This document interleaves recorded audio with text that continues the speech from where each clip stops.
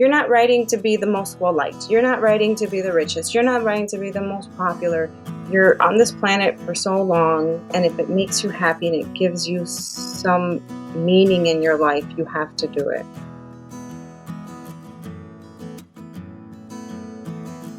Welcome to Queries, Qualms, and Quirks, the weekly podcast that asks published authors to share their successful query letter and discuss their journey from first spark to day of publication. I am your host, author Sarah Nicolas, and literary agent Sarah N. Fisk. Cynthia Pelayo is a 3-time Bram Stoker Award nominated author and poet. She lives in Chicago with her family. So please welcome Cynthia to the show. Hello. Hi, thanks for having me. Yeah, thanks so much for coming on and sharing your story with everyone. We're going to talk about your journey to publication, and we're going to start at the very beginning. When did you first start getting interested in writing? And then how long did it take from them before you started getting serious about pursuing publication? Well, I started writing in high school. I wrote for the school newspapers. And I always like to tell people I wasn't the good kid in high school. I was on the verge. I'm surprised I didn't get kicked out. Mm-hmm. I was on the next group to get kicked out. And the reason I'm saying this is because there could be this perception where it's the good kids or the AP kids or the bookly kids are the ones that turn out to be writers. No, I was suspended 10 times in high school. I was very, very, very defiant. But I loved reading, and I loved reading the newspaper with my dad and watching the news. And so I started writing for the school newspaper, and I started winning awards for our inner city high school, writing nonfiction essays. And when it was time to go to college, and I am the first person in my family to graduate with a college degree. So it was exciting that my parents encouraged that. They're like, no, you're going to do this thing. I was like, great, I'm going to do fiction writing. And they were like, no, you're not going to be the first person in the family to go to college and then just do fiction writing. So they encouraged me, i.e. pressured me to do journalism instead. And so that was a very scary time, because this was in the late 90s, early 2000s, when newspapers were closing left and right. So I'm literally watching my dream close, and I wanted to be a newspaper reporter. That was they don't even have this major anymore. My major was news reporting and writing, for writing newspapers. Everything's digital now. I wrote for newspapers for a little bit, a few local newspapers, some of the larger papers here. I wrote for their community and arts sections. I covered local crime, but this was not enough money to sustain myself. So I started interning for public relations firms, and I learned really quickly I hated writing press releases. And then I went into the next thing that I thought would find and I would be of interest was marketing research, because I liked telling stories with numbers. So all this time, I am still not writing fiction, and I still had this want to do this thing that I hadn't really ever really done. And I said, I'm going to go. By the way, at this point, I had gotten a master's in marketing to my day job. And at this point, I said, I'm going to get an MFA in writing, and I'm going to learn how to write fiction. I just didn't know. I didn't know how to do it. And I was rejected from the MFA application. But for some reason, the chair called me at work, and he's like, why do you want, and I think he was intrigued because I was a Puerto Rican girl from inner city Chicago. The program did not have a diverse student body. I think the acceptance rate at the time was 4% for the School of the Art Institute of Chicago. And he was like, I want to know why a girl from Chicago wants to write fiction. And he's like, can you get in a cab? Can you get in a cab? This is how long ago this was. Can you get in a cab and get over here? And I was like, yep. And so I left my job, went downstairs, grabbed a cab on Michigan Avenue, and I met him in his office. And we talked about my life writing journalism and how I could no longer cover crime because I was crippled from experiencing that pain of writing community news. And he went back and he talked to the rest of the board, and they got me in. And so I learned to write fiction at the School of the Art Institute of Chicago. They didn't know what to do with me because at the time, I don't know what it's like now. At the time, genre was a dirty word, especially at a fine arts school like SAIC. horror was not something that any of their advisors wanted to touch. And so they paired me with playwrights, two of their playwrights. And so my advisors were playwrights, and that was the most amazing experience. So this is a long way of how I got to do this thing. But I haven't been writing fiction for that long, maybe 12 years. Mm. And I guess I'm doing okay if I'm winning awards and being nominated. I mean, that's not why I went into this. I went into this because I had to. Something just kept telling me I had to do this thing. And I feel so complete and whole from doing it. Can you tell us a little bit more about the moment that you realized that you wanted to be a published author and what you thought that that might look like for you? They didn't teach us the business of writing at all. That was another dirty word at the time because we were all there to be artists.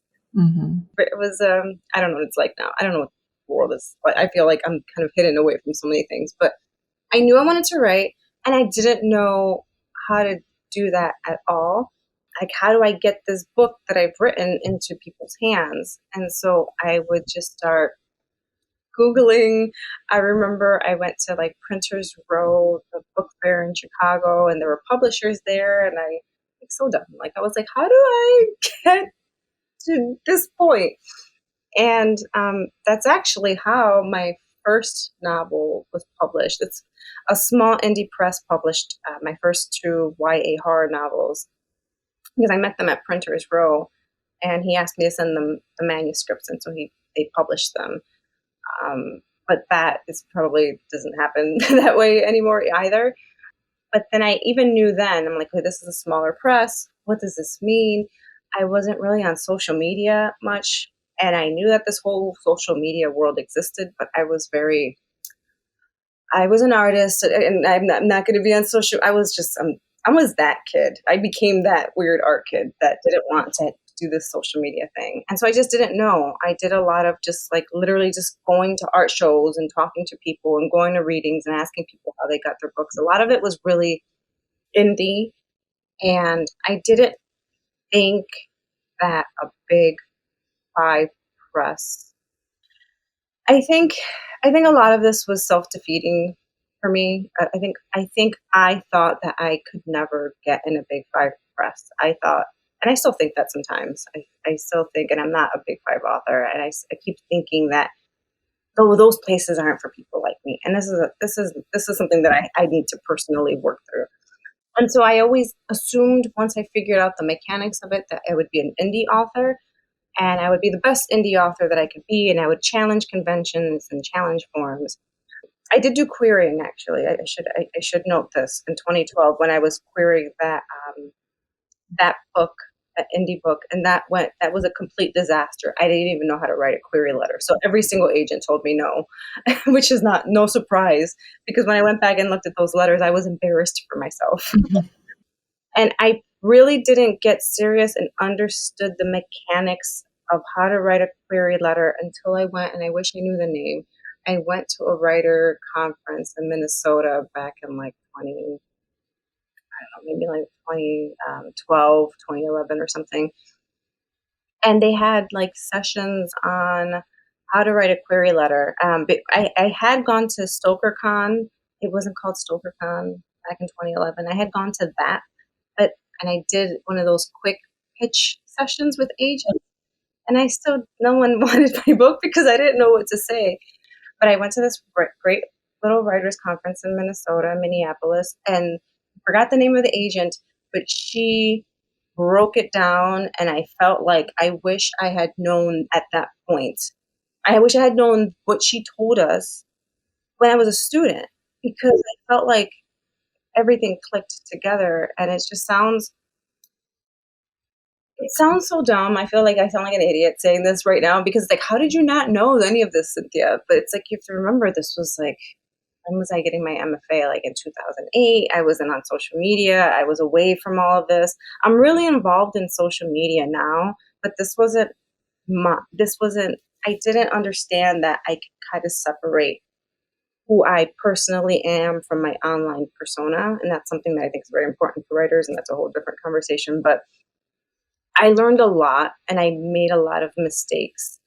And I feel now in working in mentoring, 'cause I've mentored with Pitch Wars and I mentor with the Horror Writers Association.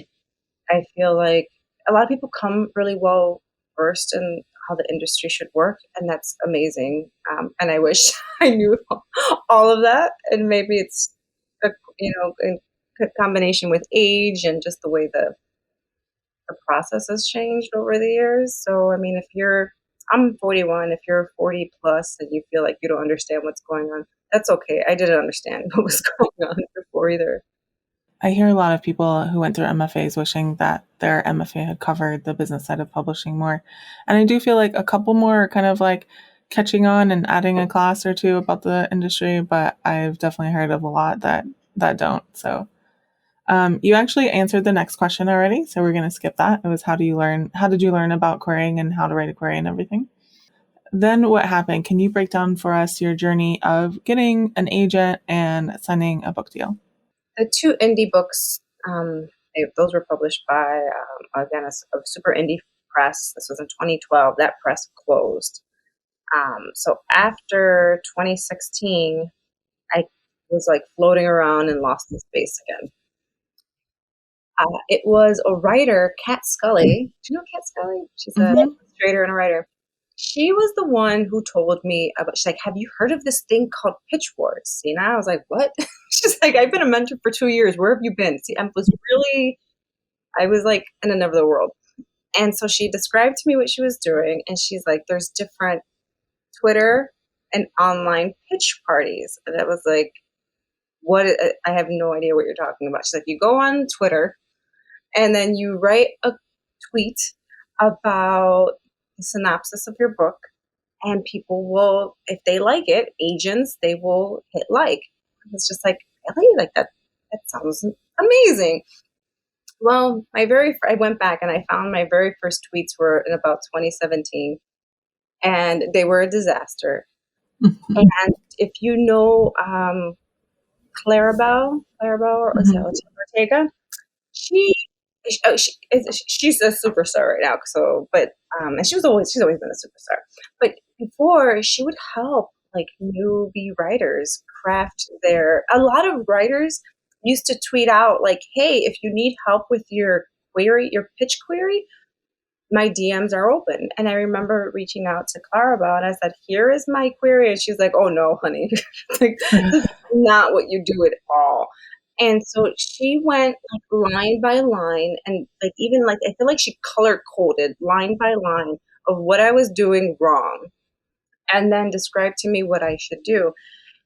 And it made sense with what that agent had said in Minnesota, where when she looks for a query, she looks for three things: the hook, the book, and the cook. And I just thought that was such a cute little way of saying it. And so Clarabelle's like, you need your hook, and with the pitch with the pitch tweet, you don't have much space. So you really needed a hook, and you needed to communicate what the book was about. And with that tweet and the way she helped me guide me, I got my first agent. I've changed agents since then, but that first agent is what helped me get Children of Chicago published. And so that one tweet was in 2018. April 2018 is what got me that agent. Again, it was a very confused process because I just didn't know what I was doing. But it was nice that there were people that were willing to help, because I don't think I would have figured out the tweet aspect. I know now Pitch Wars, I believe, and other pitch parties have like an FAQ section, and they break down the mechanics. But before, there was no really breakdown of this is what makes a good tweet. This is what's gonna claw out from those millions of tweets that get pushed out each day. So then when you went out on sub with that first agent, how did that go? Every major publisher said no, which I was not surprised because it's an experimental book. But then it was picked up by Agora Polis Books, which is a larger indie press. And so they have distribution in bookstores. They have a really great publicity network. So it's been mentioned in the New York Times and the Chicago Tribune, the LA Review of Books. So for an indie book, and that's what I've told people that are apprehensive, either they're apprehensive to the indie path or they feel like being an indie author is a failure.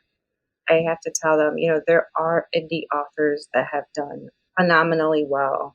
Max Booth III, his self-published horror book, We Need to Do Something, was filmed. It was, had a major, theatrical release, and now it's on Hulu. That's a self-published book. So you have to, one thing I tell younger and newer writers today is that the market is very different today. There's different avenues of success, and don't feel like you need to do this one thing in order to be successful. And there are agents that will query these indie presses, and you can have a pretty successful trajectory going the indie route as well. All right. So now is the time when people usually read their query letter, but you're actually going to read your Twitter pitch for us. Yes, I'm going to read my Twitter pitch. So this was April 26, 2018. You pay the Pied Piper or he comes to collect. So says the fairy tale.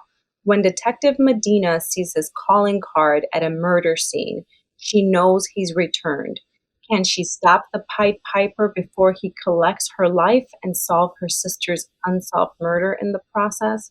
And I did the hashtags, which was important, and like a Twitch in a pitch party like this. So I did a hashtag of H to indicate horror. I did a hashtag of OWN. We don't do this anymore because things change. OWN to indicate own voices. And then hashtag DV Pit. So this was for the diversity pitch. And so you can Google, and I would recommend people Google why we no longer say own voices. That's kind of shifted over the years. People like to probably be more specific and indicate your BIPOC, Black, Indigenous people of color. That's probably today I would have used that. Or maybe today I would have used, instead of own, I would have probably used Latinx to indicate that I'm a Latinx author and I am also writing Latinx or diverse characters. So how has your experience been since signing with that first agent and signing your book contract, especially were there any surprises along the way? Well, the agent was really nice. She was very, very, very, very nice. I think horror was not the, there's a multitude of reasons why people change agents.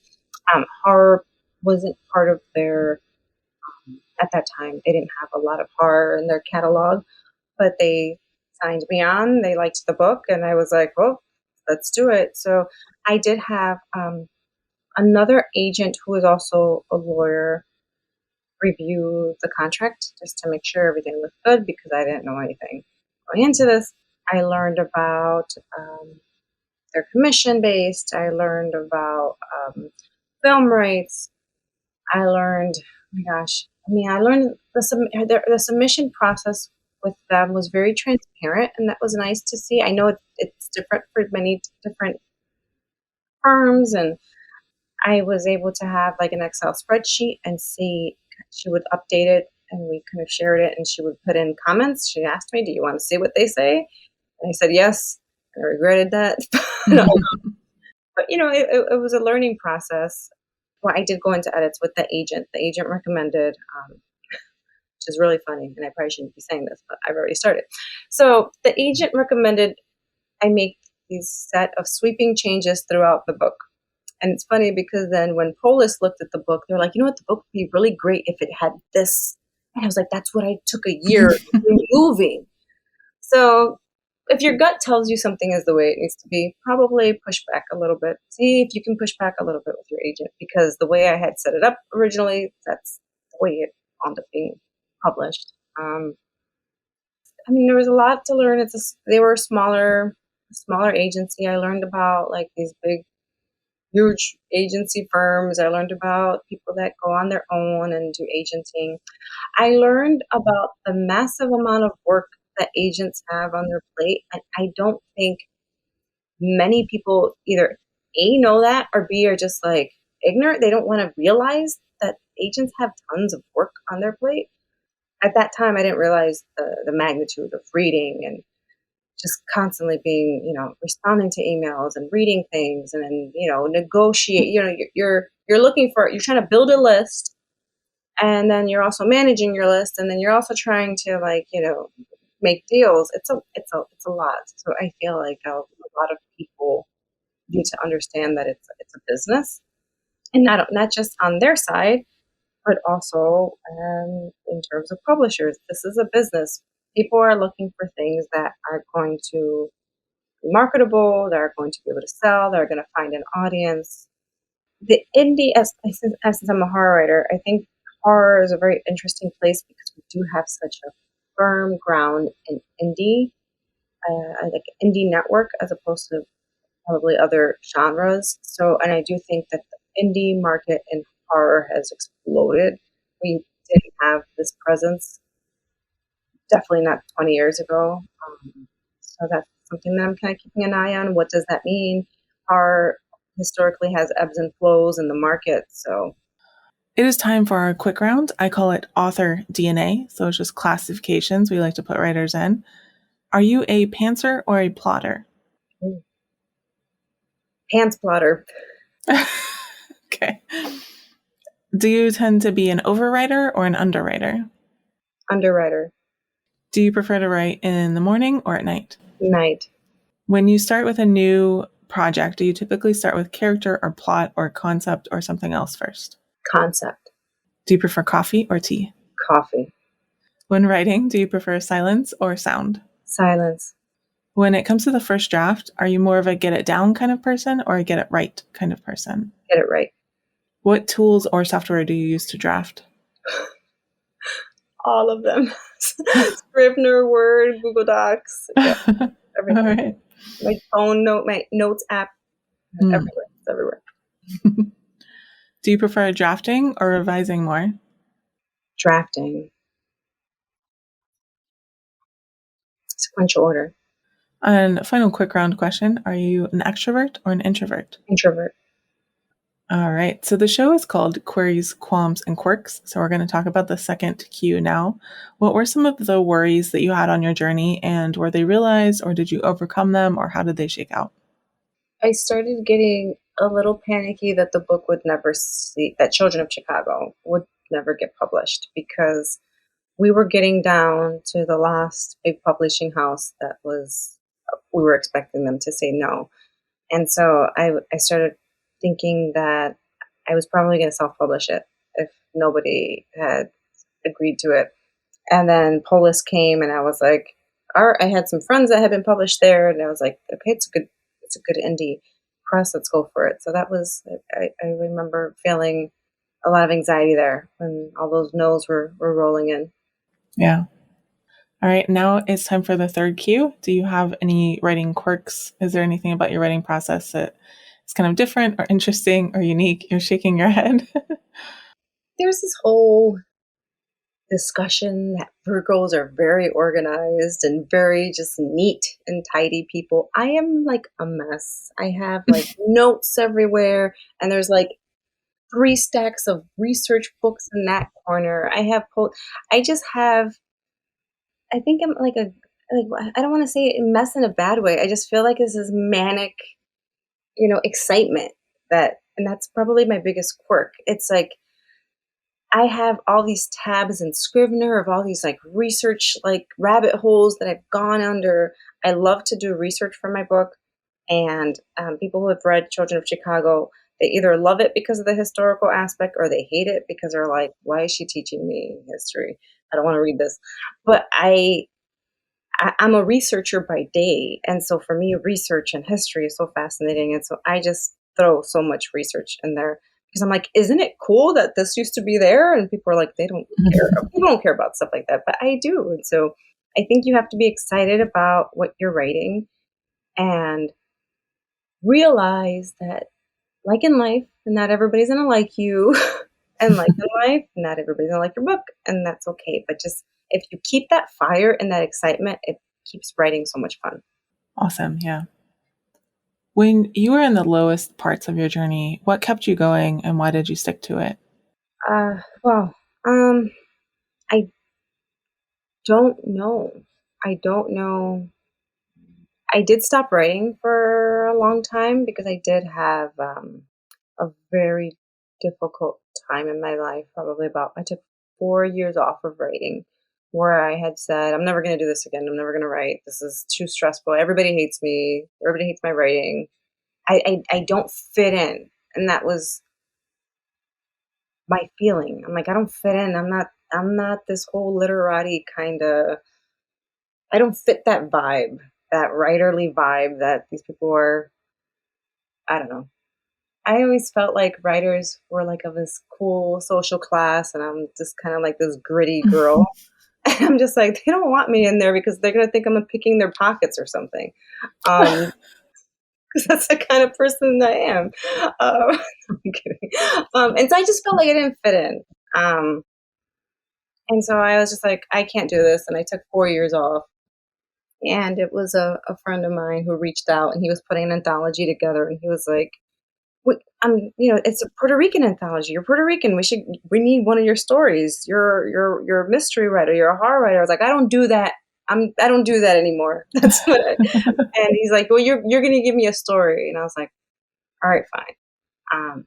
And I think, and I don't drink anymore, just for the preface, but I don't drink anymore, but I remember drinking like a bottle of Jack Daniels, and I wrote this story that it still like haunts me to this day. And I felt like that had been bubbling up inside of me for 4 years. Like, why are you holding this back? You have to do it. If you're not writing to be the most well liked. You're not writing to be the richest. You're not writing to be the most popular. You're on this planet for so long. And if it makes you happy and it gives you some meaning in your life, you have to do it. And it was my friend asking me to write that story where I was finally able to tap back into that, and I haven't been able to stop since. So since that moment, I've written, I don't know, I think like 4 or 5 books, probably like 50 short stories, 2 poetry collections, and it's the realization that it's okay if I'm not like super, I'm not a millionaire, or I'm not like on a billboard in Times Square. Like, why do I need that? Like, I've already won. I've already won. I've already succeeded. I'm already writing and publishing, and I already have my fans that cheer me on. Like, I don't need that stuff happens. That's cool, but that's not what I'm doing it for. Mm. When you were telling the story about your friend, all I could think of is the line from The Godfather where he says, "Every time I think I'm out, they pull me back in." Yes, that's what it was. I remember responding like, "Nah, I'm not doing that." You're a writer. Like, what other Puerto Rican writers do we have? I'm like, you'll find them. They're there. And he's like, no, we're putting you on the table of contents. It's like, what? All right, I'll write something. And then I got sucked back in, and so, and it's kind of hard. I think the hardest thing for me now is being a mentor and people seeing what, because I've always been like, again, I'm the person that's going to pick your pockets. I'm the person that people want to stay away from. And so what I have to be cognizant now of what I say, how I move, how I behave, because I know newer writers and younger writers are looking up to me, which is nice. And so I have to be careful who I pick my fights with. And I've been known for that on Twitter, like being very like confrontational, and I've had to stop that and just let stuff go and realize it doesn't matter. Just like, people are always going to say something dumb in publishing. Just let it Mm. go. Focus on the writing. Don't focus on the the drama. What do you feel like are some of the biggest mistakes you made on your journey to publication that you might want to warn listeners about so they don't make the same ones? Writing these really long query letters that make no sense. Agents don't have time. Always, I think if you approach this with, you're writing a letter to somebody that doesn't want to read your letter because they're busy. They're busy. They don't have time. So keep it short to the point, keep it punchy, and follow the rules. If it says, if they're saying, first 5 pages and the body of the email, follow that. And it's because they have a process. And if you're doing anything otherwise, you're just throwing their process off and you're going to make them grumbly for that day. So, I mean, I probably might have ignored, or maybe not ignored, maybe I didn't read the submissions guidelines, follow this. Now there's submission managers. Agents have gotten fancy. They're using these submission managers. So use that. I might have asked people before, like if they could, give me their opinion of why they rejected it. Some people were really nice. This is again years ago, and like would give me a reason why. Consistently, the reason why I've been told. Maybe they're being nice to me. I don't know if they're being nice to me or lying to me, or but they would always tell me, "Well, your book isn't commercial enough." That's what I would always be told. It's not commercial enough. It doesn't have mass market appeal. And so it was interesting that they've consistently have told me that. I mean, I've gotten some dumb responses to that along the lines of children don't kill children. I'm like, okay? Because I write about bad things. So I've gotten some things that have been questionable, but I've never I've never responded to the mean ones. I might have maybe flubbed a guideline here or there. So I think people need to be mindful. And I think what I've realized is if somebody doesn't want to work with you, then you don't want to work with them because you want, and I don't think people get it. Like, why would, okay, fine. This agent is from this fancy pants, like agency, and they have all these like, millionaire clients and ooh, great. But if they don't want to work with you, then why are you pursuing them? You want someone that looks at your manuscript and they're like, let's go right now. Because even if they're from a smaller firm or on their own, they're going to champion you way more. And that's more exciting. I don't think people get that. I think they need to get that. I didn't get that before. Like, I cry. I mean, like, they don't like me. It's like, okay, yeah, they don't like you. Then move on. Like, move on. Yeah. So related, can you share with listeners one of the most important lessons that you learned on your journey to publication? Well, my work-life balance is awful. So don't listen to me when I talk about work-life balance because I work all the time. I think it's, or maybe I will talk about work-life balance because I do work a lot. I think it's kind of known. I have a full-time job. I'm finishing a PhD, which maybe one day it'll be finished because I don't know. I have two children with disabilities. I have a husband, so I do a lot. So I write, I do a lot. And I feel like a lot of writers probably don't have as much on their plate, but you have to, if you're going to write, if you have a lot going on, set aside a time for yourself. And if it doesn't get done one day or 2 days or a week, it's okay. Don't beat yourself up over it. I think we still have to enjoy our lives. And I know a lot of people say, but writing is an enjoyable thing. And I'm like, yeah, but outside and fresh air and your family and your loved ones and your pets, that's an enjoyable thing too. Don't get so lost in the work that you're losing who you are and that your loved ones aren't seeing you. So that's been something that I've been trying to teach myself. Like, I have an elder, like you had mentioned you have an elderly dog. I have an elderly dog. He's 17. If he comes in here and he nuzzles me and I'm writing, it's like, I can take a few minutes and go take him outside to the yard. The words will be there. If my kid comes in and he's just like, I want to play with Play-Doh. Yeah, screw it. Let's go play with Play-Doh. I can step away from the computer. Don't get so lost. And I know there's a lot of writers that they like to go on social media and say, I've finished my 10th book, or I finished my 20th book, or I've written 3,000 books this month. And it becomes this crazy pressure because you see these people just shooting out these books and, oh, this book's going to be with Random House and this book. Okay, good for them. You can't get whipped up into that frenzy of, you don't know what their lives look like. You don't know if this is all they do. You probably work and you have to make your own meals. Don't feel like you have to compete with anybody or overexert yourself. This should be something that is fulfilling to you, not a competition. I call this the acknowledgments portion of the podcast. This is not a business that most of us succeed in completely on our own. You've already mentioned some of them, but who are some of the people or even organizations who helped you along the way and how?